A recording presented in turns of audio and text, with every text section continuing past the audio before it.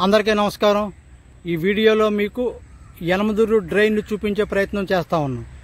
పచ్చగా గుర్రపడెక్కతో పూడుకుపోయి ఉన్నది పైన కనిపించేదంతా యనమదుర్రు మేజర్ డ్రైన్ ఇది। ఈ వీడియోలో ఇటువైపు ఇక్కడ పొగ ఇవన్నీ మంటలో కనపడతా ఉన్నాయి। ఇదేంటో అనుకుంటున్నారా? ఏదైనా అగ్ని ప్రమాదమో లేకపోతే ఇంకోటో కాదు। యనమదుర్రు డ్రైన్ని గత కొన్ని సంవత్సరాల నుంచి పాలకులు నిర్లక్ష్యంగా వహించి ఈ డ్రైన్ని పూర్తి చేసే కార్యక్రమాలను మొదలుపెట్టారు। భీమవరంలో రోజు వచ్చే టన్నుల కొద్దీ చెత్తను ఈ డ్రైన్లో వేసేసి దీన్ని వ్యర్థాలని ఇట్లా కాల్చేస్తున్నారు। దీనివల్ల విపరీతమైన పొగ ఈ చుట్టుపక్కల ప్రాంతాలను కమ్మేస్తుంది। భీమవరం పట్టణానికి 2 కిలోమీటర్ల దూరంలో ఉంది। ఇది మున్సిపల్ వాహనం। ఇది చెత్తని అటు ఇటు నెట్టడానికి దీన్ని వినియోగిస్తూ ఉన్నారు। దీన్ని ఇక్కడే వదిలేశారు। దాని మీద మీరు చూసినట్లయితే ఈ పేరు కూడా ఉంది, భీమవరం పురపాలక సంఘం అనే పేరు దీంట్లో కనపడతా ఉంది। భీమవరం పట్టణానికి డంపింగ్ యార్డ్ని ఏర్పాటు చేస్తామని గత పాలకులు గత 20 సంవత్సరాల నుంచి చెప్తా ఉన్నారు। 10 సంవత్సరాలు ఎమ్మెల్యేగా గ్రంథి శ్రీనివాస్ ఇక్కడ వెలగబెట్టారు। ఆ తర్వాత 10 సంవత్సరాలు పులపర్తి రామాంజనేయులు బ్రాకెట్లో అంజుబాబు ఆయన పదవిని వెలగబెట్టారు। ఇప్పుడు మూడోసారి పదవి కోసం వాళ్ళిద్దరూ హోరాహోరీగా తలపడతా ఉన్నారు। కానీ ఇక్కడ డంపింగ్ యార్డ్ టన్నుల కొద్ది ప్రతిరోజు ఇవన్నీ గుట్టల కొండ గుట్టలాగా పెరిగిపోయినాయి ఈ డంపింగు ఇవన్నీను। దీని పక్కనే మున్సిపల్ ఎలిమెంటరీ స్కూల్ కూడా ఉంది। దీన్ని మీరు ఈ వీడియోలో చూడొచ్చు। ఈ పొగ దీని నుంచి వెలువడుతున్న పొగ వల్ల ఇందులో చదువుకుంటున్న పిల్లలు నానా ఇబ్బంది పడతా ఉన్నారు। వీళ్ళ ప్రాణాలను పణంగా పెట్టారు। ఇవన్నీ దీంట్లో ఉన్నాయి। ఇది యనమదుర్రు డ్రైన్పై భీమవరం మున్సిపల్ చెత్తతో వేసిన కొండలు ఇవి। మనం డ్రైను కిందకు వెళ్ళే ప్రయత్నం చేస్తాం మధ్యలోకి డ్రైన్లోకి। ఇది వాస్తవంగా గెడకర్ర వేసినా అందనంత లోతు ఉంటుంది, అయినా కూడా మనం చక్కగా నడిచి వెళ్ళిపోతున్నాం దీంట్లోంచి। ఒక చక్కగా రోడ్డు వేసినట్టుగా చాలా ఈజీగా ఉన్నట్టుగా ఇది అనిపిస్తూ ఉంటుంది। ఇది రోడ్డు కాదు, చెత్త। ఇది దుర్గంధపూరితంగా ఉంది। మనం ఈ వ్యర్థాల్లోంచి వెళ్తున్నాము।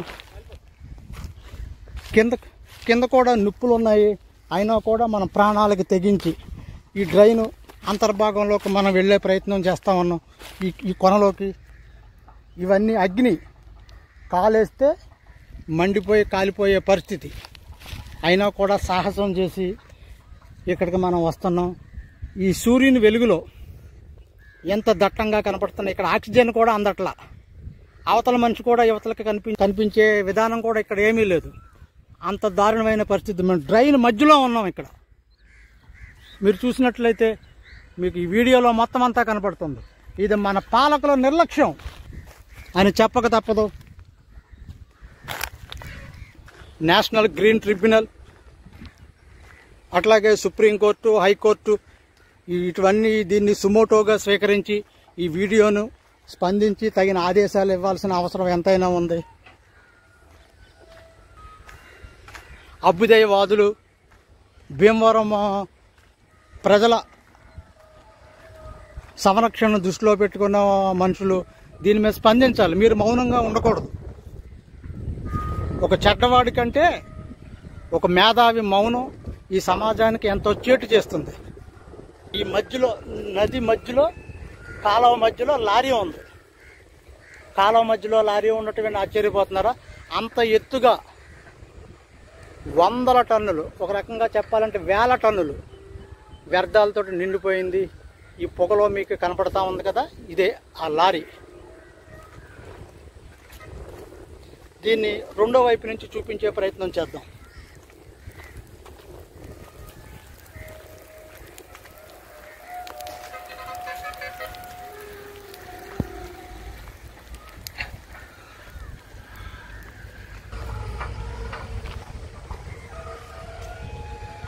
నది మధ్యలోకి మళ్ళీ రెండోసారి వేరొక మార్గంలో వెళ్దాం। సుమారు కిలోమీటర్ పొడవున కాలువని పూర్తి చేశారు।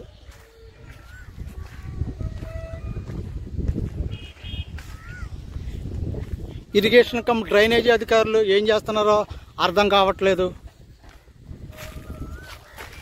రోజు రోజుకి ప్రొక్లైన్తో ఇదంతా పూర్తి చేస్తున్నారు.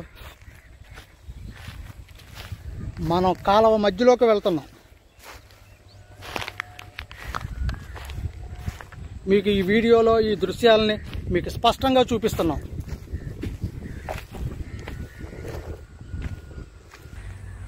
సెగలు కక్కుతూ పొగలు వ్యాపింపజేస్తున్న డంపింగ్ యార్డ్, నిప్పుల కొలిమి,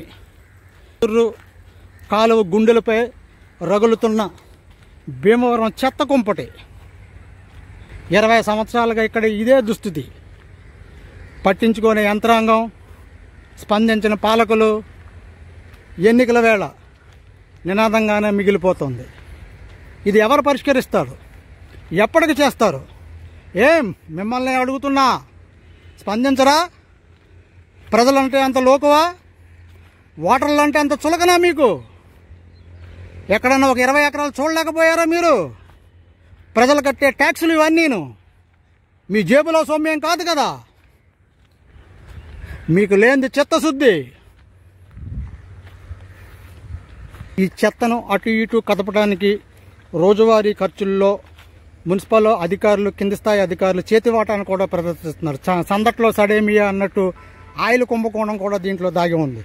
మస్తర్లో 2 పని చేస్తే 4 పని చేసినట్లు, 4 పని చేస్తే 8 మంది పని చేసినట్లు అదనంగా వాళ్ళు రాసుకుని అది ఆ పూటకి జేబులో వేసుకుంటున్నారు. యథా రాజా తదా ప్రజ అన్నట్లుగా కిందోడు పైయోడు ఏకమైపోయారు. ఇక్కడ జరుగుతున్న ఈ తంతును ఇక్కడ ప్రజలెవరో వచ్చి చూడటానికి అవకాశమే ఉండదు. ఎందుకంటే దుర్గంధం, ప్లాస్టిక్ వ్యర్థాలు చాలా ఉన్నాయి. ఇవి కాలుతూ ఉంటుంటే ఆక్సిజన్ కూడా అందని పరిస్థితి, ముక్కులు కూడా పగిలిపోతూ ఉన్నాయి. అటువంటి దారుణమైన పరిస్థితి ఇక్కడ.